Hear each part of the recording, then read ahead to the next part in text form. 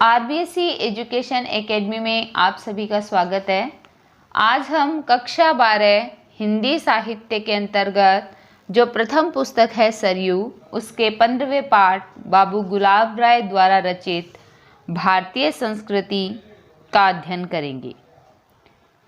सर्वप्रथम हम लेखक परिचय पढ़ते हैं। बाबू गुलाब राय का जन्म सन 1888 को इटावा में हुआ।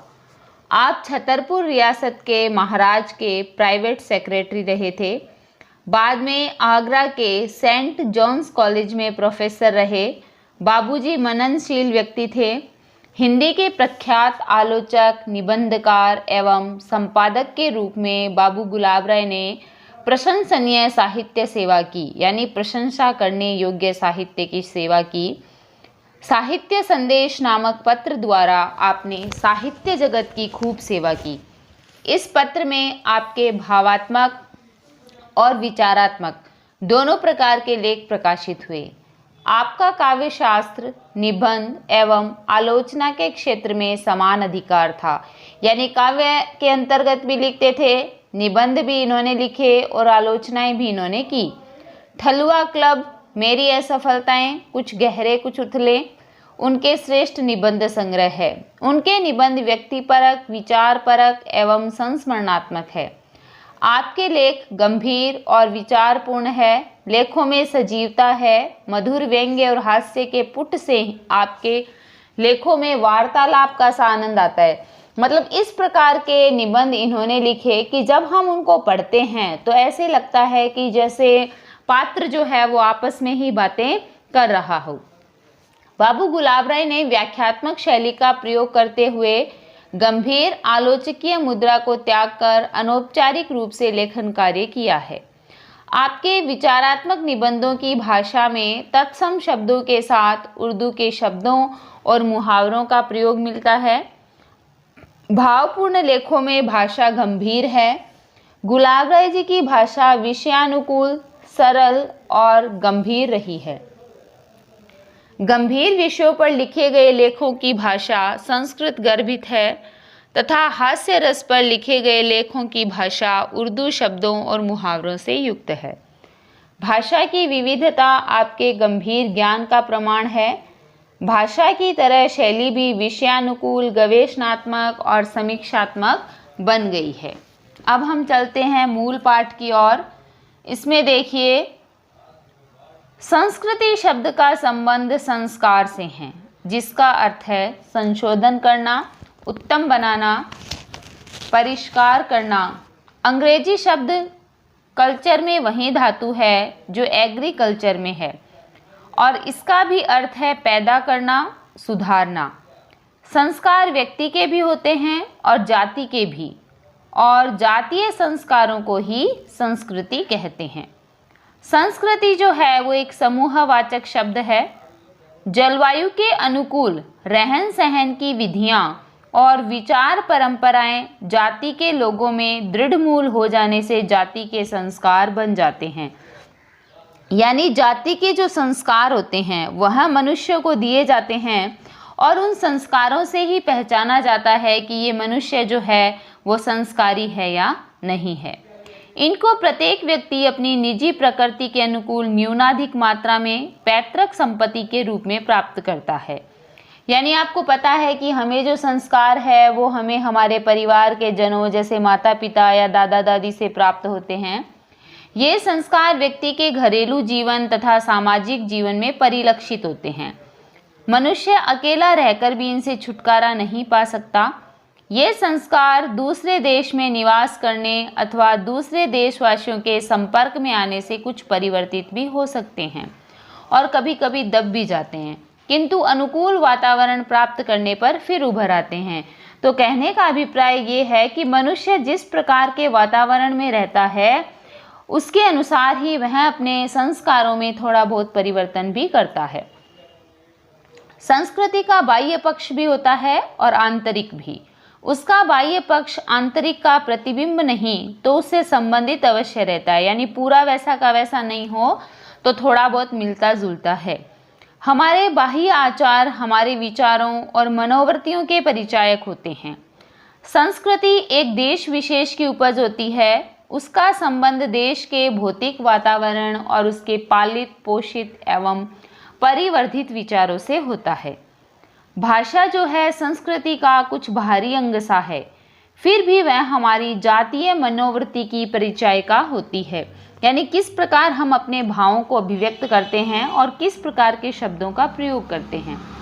कुशल शब्द को ही लीजिए, वह हमारी उस संस्कृति की ओर संकेत करता है जिसमें कि पूजा विधान की संपन्नता के लिए कुश लाना एक दैनिक कार्य बना हुआ है। जो कुश ला सकता था वह तंदुरुस्त भी और होशियार भी समझा जाता था। प्रवीण का संबंध वीणा से है। प्रकर्षः वीणायाम प्रवीण है। हमारी भाषा में गो से संबंधित शब्दों का बाहुल्य है, जैसे गोधूली वेला, तो जिसमें विवाह जैसे शुभ कार्य संपन्न होते हैं। गोष्ठी गवेषणा, यानी गाय की चाह या खोज के अर्थ विस्तार द्वारा गवेषणा का अर्थ खोज हो गया। गवाक्ष, गो की आँख, खिड़कियों का आकार शायद पहले गोल होता होगा। गुरसी, अंगीठी गोरसी से बनी है जिसमें गो का दूध उठाया जाता है। गौपुच्छ, नाटक को गौ की पूंछ के समान बताया गया है। अंत में आकर मूल कथा ही रह जाती है और उसका फैलाव बंद हो जाता है।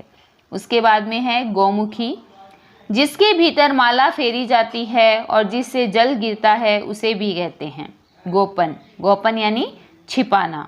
यह शब्द भी गौ से संबंध रखता है। जो वस्तु पाली जाती है, सुरक्षित रखी जाती है, वह छिपा कर भी रखी जाती है आदि। यह बाहुल्य हमारे समाज में गौ की प्रधानता का द्योतक है, क्योंकि इतने नाम है जो गौ से, गाय से बने हुए हैं और वो हमारी संस्कृति के परिचायक हैं। फिर देखो, भारत गर्म देश है। यहाँ हृदय को शीतल करना मुहावरा है, किंतु आंग्ल देश ठंडा है। वहाँ की परिस्थिति के अनुकूल वार्म रिसेप्शन और कोल्ड ट्रीटमेंट आदि मुहावरे हैं। ब्रेकिंग द आइस यानी मौन भंग करने के अर्थ में आता है। मौन भंग करने के अर्थ में क्या आता है? Breaking the ice. आइस जो है वो ठंडेपन का प्रतीक है और मौन जो है वो भी ठंडेपन का ही द्योतक है। अंग्रेजी का प्रयोग killing two bird with one stone, killing two birds with one stone, वहाँ की जो हिंसात्मक प्रवृत्ति है उसका परिचायक है।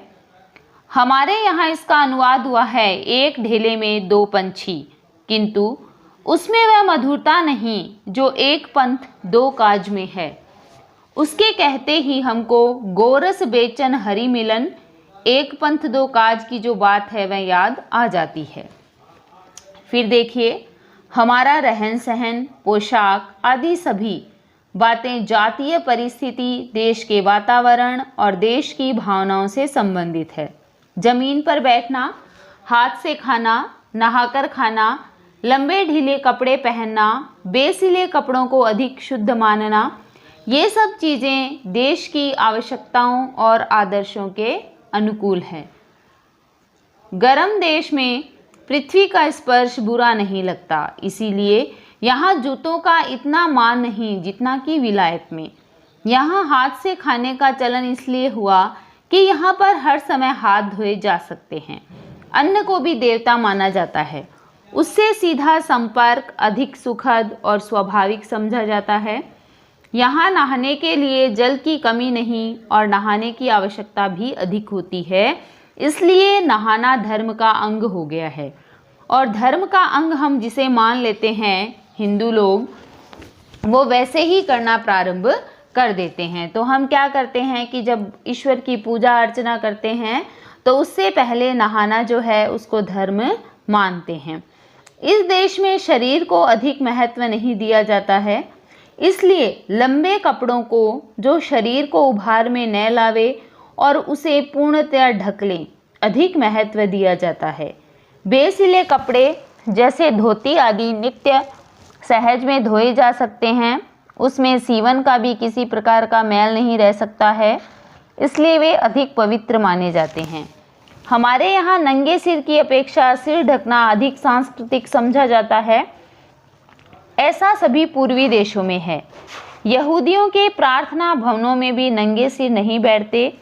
बाल भी शरीर के अंग होने के कारण ढके जाने की अपेक्षा रखते हैं। इसी प्रकार देश के वातावरण और रुचि के अनुकूल ही मांगल्य वस्तुओं का विधान किया जाता है। फूलों में हमारे यहाँ कमल को सबसे अधिक महत्व दिया जाता है और इसका संबंध जल और सूर्य दोनों से है। वह जल में रहता है और सूर्य को देखकर प्रसन्न होता है। जल और सूर्य देश की महती आवश्यकताओं में से है। इसका जो है वो दोनों से संबंध है। कमल ही सब प्रकार के शारीरिक सौंदर्य का उपमान बनता है, जैसे चरण कमल, नेत्र कमल, मुख कमल, यानी मुख रूपी कमल, नेत्र रूपी कमल या चरण रूपी कमल या कमल रूपी चरण, जिसके मतलब पैर कोमल हों और कमल की महत्ता के द्योतक हैं। नव कंज लोचन कंज मुख कर कंज पद कंचारुणम, यानी इस पद में सभी अंग जो है वो कमल बन गए हैं। उसके बाद में बात करते हैं हम आम्र की। रसाल, कदली, दुर्वादल, नारियल, श्रीफल, शरीफा आदि को मांगल्य कार्यों में प्रमुख स्थान दिया जाता है। आम यहाँ का विशेष मेवा है। इसमें रस भरा रहता है और इसका बौर बसंत का अग्रदूत है।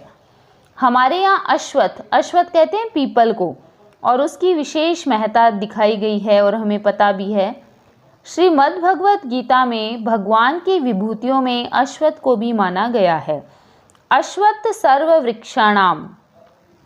भारतीय संस्कृति में जिन जिन वस्तुओं को महत्ता दी गई वे सब श्रीमद् भागवत में भगवान की विभूतियों के रूप में आ गई है।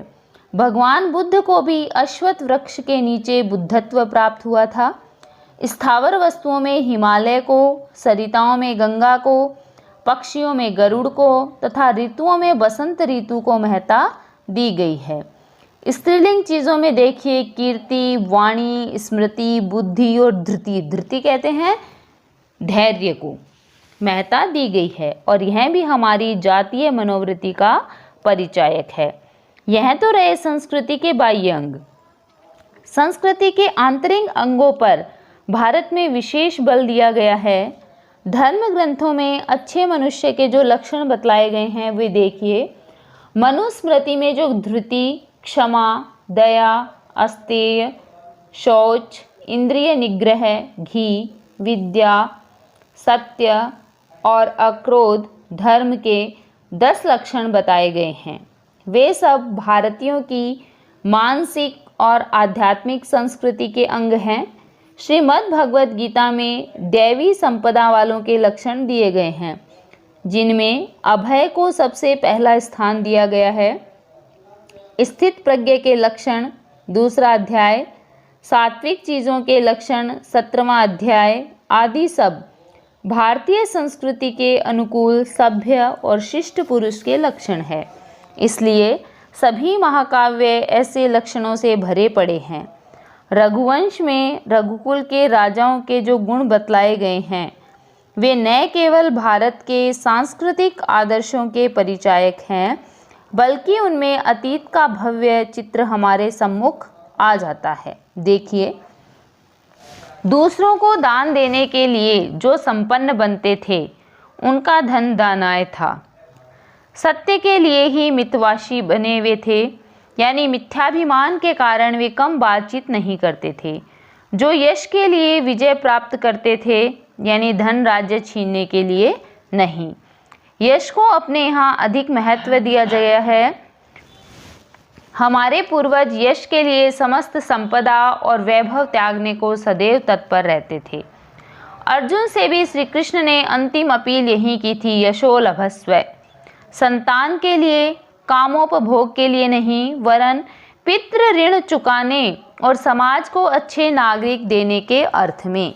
जो गृहस्थ बनते थे, बाल्यावस्था में जो विद्याध्ययन करते थे, यौवन में विषय भोग करने वाले, वृद्धावस्था में मनुवृत्ति को धारण करने वाले और योग द्वारा शरीर को त्यागने वाले, आजकल तो रोगेणान्ते तनुत्यजाम की बात हो गई है।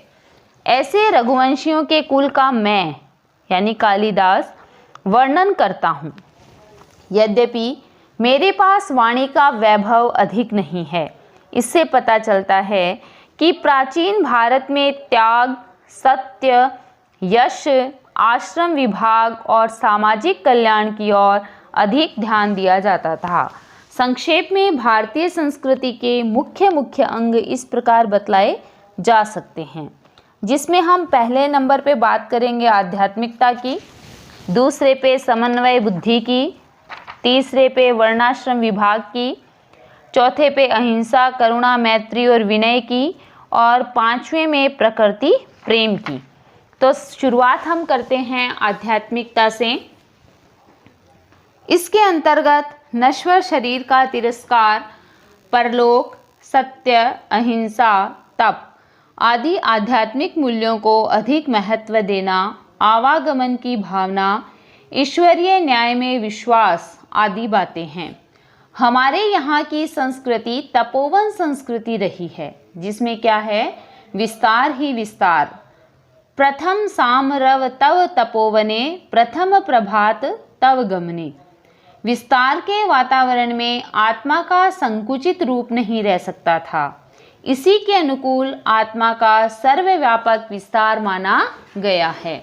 इसीलिए हमारे यहाँ सर्वभूत हित पर अधिक महत्व दिया गया है। आत्मवत् सर्वभूतेषु यह पश्यन्ति स पश्यन्ति, यानी कि कीड़ी और कुंजर में एक ही आत्मा का विस्तार देखा जाता है।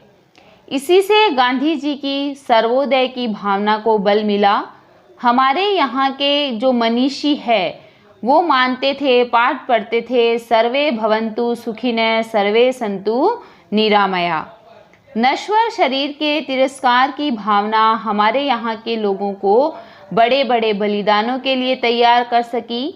शिवी, दधीची, मोरध्वज इसके ज्वलंत उदाहरण हैं।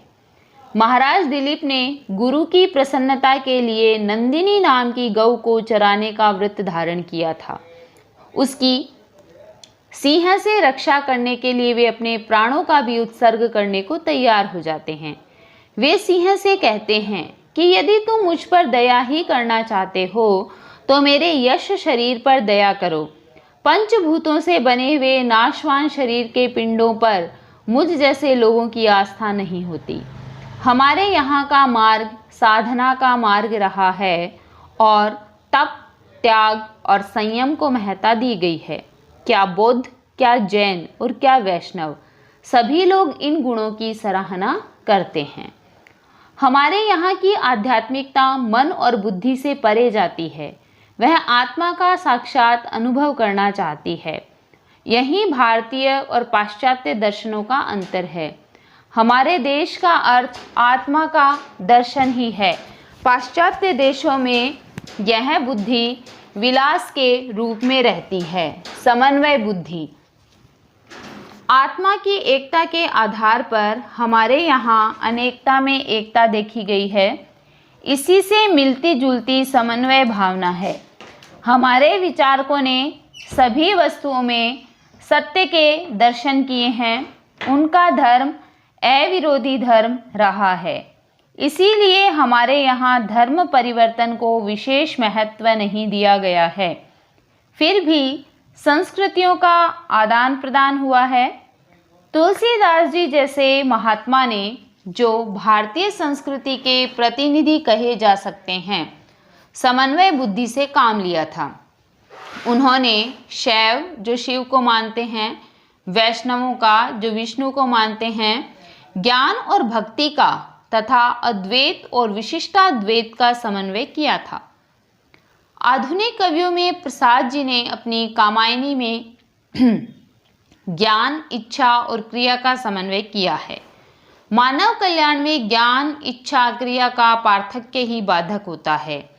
ज्ञान दूर कुछ क्रिया भिन्न है, इच्छा पूरी क्यों हो न मन की, एक दूसरे न मिल सके यह विडंबना है जीवन की। वर्णाश्रम विभाग देखिए, हमारी संस्कृति में कार्य विभाजन को बड़ा महत्व दिया गया है। समाज को भी 4 भागों में बांटा है और मानव जीवन को भी। सामाजिक विभाजन बढ़ते बढ़ते संकुचित और अपरिवर्तनीय बन गया। अपरिवर्तनीय बनने में भी इतनी हानि न थी यदि सबका महत्व, सिद्धांत और व्यवहार दोनों में एक सा मान लिया गया होता। कुछ लोगों ने श्रेष्ठता का अधिकार कर लिया और पंडितः समदर्शिनः की बात भूल गए।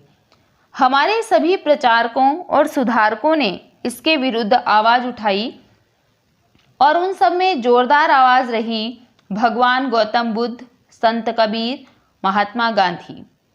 पुरुष सूक्त ने जो चारों वर्णों को एक ही विराट शरीर का अंग माना, ब्राह्मणों अस्य मुखमासित बाहुराजन्यः कृतः। एक ही शरीर के विभिन्न अंगों में कोई ऊंचा नीचा नहीं होता। सामाजिक संगठन का हमारे यहाँ बहुत ऊंचा आदर्श रखा गया था। वैदिक ऋषियों की तो यही भावना थी, लेकिन हम उसको भुला बैठे। अगला देखिए, अहिंसा, करुणा, मैत्री और विनय। इन 4 गुणों को इसलिए ही रखा गया है कि इनके मूल में अहिंसा की भावना है और करुणा, मैत्री तथा विनय अहिंसा व्रत के पालन में सहायक होते हैं। हिंसा केवल वध करने में ही नहीं होती, वरन किसी का उचित भाग ले लेने और दूसरों का जी दुखाने में भी। इसीलिए हमारे यहाँ सत्यम ब्रूयात के साथ प्रियम ब्रूयात का पाठ पढ़ाया गया है। करुणा प्राय छोटों के प्रति होती है, मैत्री बराबर वालों के प्रति और विनय जो है वो बड़ों के प्रति। किंतु हमको सभी के प्रति शिष्टता का व्यवहार करना चाहिए। विनय शील का एक अंग है, उसको बड़ा आवश्यक माना गया है। भगवान कृष्ण ने ब्राह्मण के विशेषणों में विद्या के साथ विनय भी लगाया। विद्या विनय संपन्ने ब्राह्मणे, यानी विनय भारतीय संस्कृति की एक विशेषता है। असांस्कृतिक लोग ही उद्यत होते हैं। प्रकृति प्रेम देखिए, भारतवर्ष पर प्रकृति की विशेष कृपा रही है। यहाँ सभी ऋतुएं समय पर आती है और पर्याप्त काल तक ठहरती है। ऋतुएं अपने अनुकूल फल फूलों का सृजन करती है। धूप और वर्षा के समान अधिकार के कारण यह भूमि शस्य श्यामला हो जाती है। यहाँ का नगाधिराज हिमालय कवियों को सदा से प्रेरणा देता आ रहा है और यहाँ की नदियाँ मोक्षदायिनी समझी जाती रही है। यहाँ कृत्रिम धूप और रोशनी की आवश्यकता नहीं पड़ती। भारतीय मनीषी जंगल में रहना पसंद करते थे। वृक्षों में पानी देना एक धार्मिक कार्य समझते हैं। सूर्य और चंद्र दर्शन नित्य और नैमित्तिक कार्यों में शुभ माने जाते हैं। यहाँ के पशु पक्षी, लता, गुल्म और वृक्ष तपोवनों के जीवन का एक अंग बन गए थे। तभी तो शकुंतला के पति गृह जाते समय जाने की उन सबों में आज्ञा चाहते थे। पीछे पीवत नीर जो पहले तुमको पाए, फूल पात तोरति नहीं गहने हुके चाय। जब तुअ फूलन के दिवस आवत है सुखदान, फूली अंग समाति नहीं उत्सव करत महान।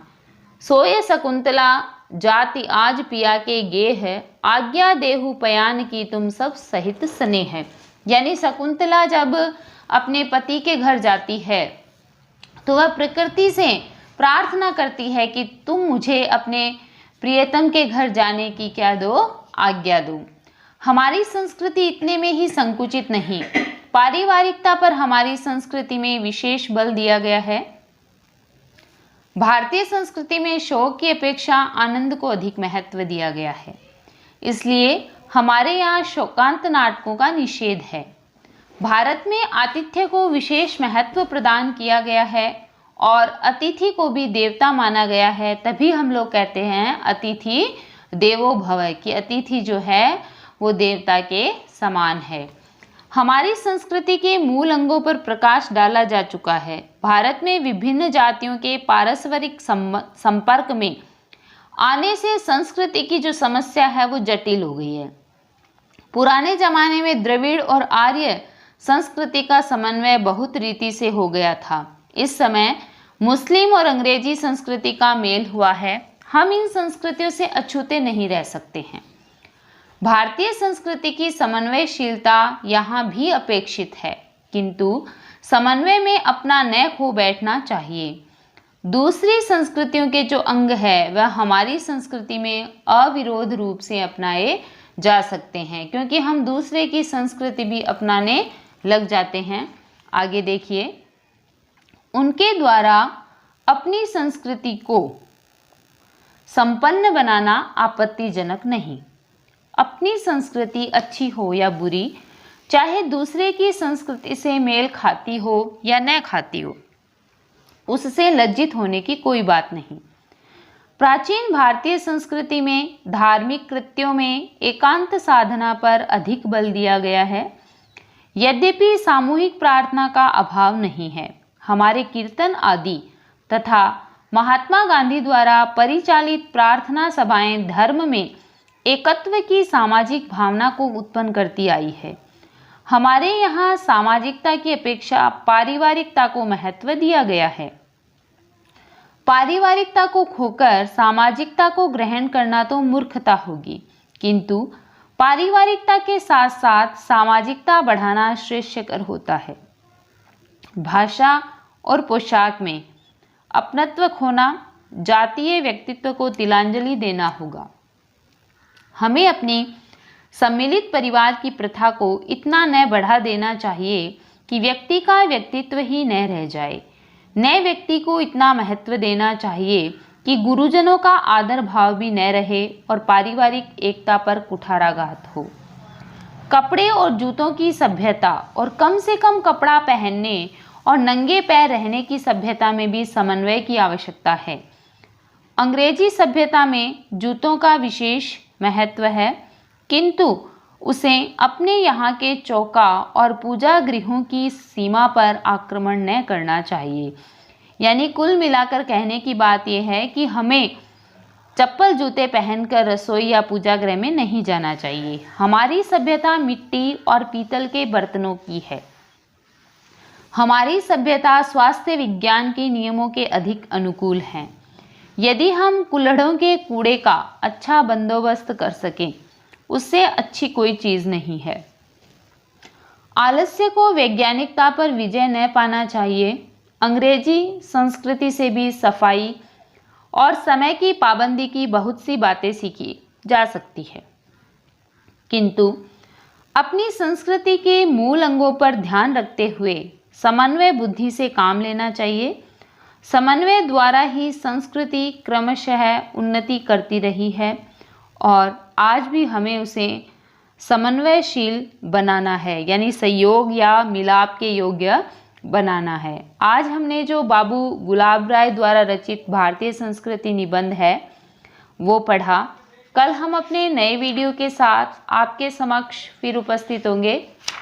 आप सभी मेरे चैनल को लाइक करें, शेयर करें, सब्सक्राइब करें, बेल आइकन दबाना ना भूलें। धन्यवाद।